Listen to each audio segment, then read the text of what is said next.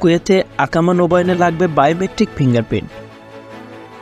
কুয়েতে অপরাধ দমন ও অপরাধীদের দ্রুত শনাক্ত করতে 2023 সালে স্থানীয় নাগরিক ও বিভিন্ন দেশের প্রবাসীদের জন্য বাধ্যতামূলক করা হয় বায়োমেট্রিক ফিঙ্গারপ্রিন্ট।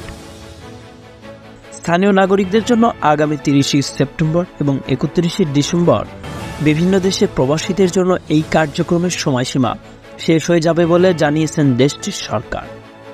এরই মধ্যে কুয়েতিদের পাশাপাশি বাংলাদেশ, ভারত, নেপাল, মিশর সহ বিভিন্ন দেশের প্রবাসীদের অনেকেই এটি সম্পন্ন করেছেন।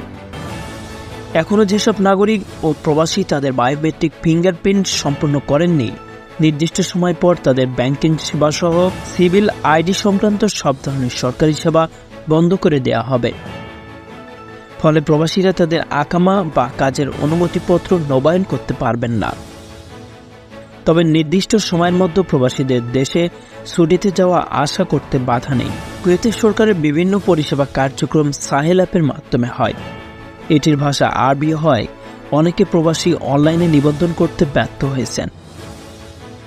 অনলাইন পরিষেবা সহজ করতে 26 সেপ্টেম্বর বিভিন্ন দেশের প্রবাসীদের কথা বিবেচনা করে সাহেল অ্যাপের ইংরেজি ভার্সন চালু করেছে কুয়েত সরকার। সংবাদের এ পর্যন্তই। পরবর্তী নিউজ আপডেট পেতে আমাদের সাথেই থাকুন। ধন্যবাদ।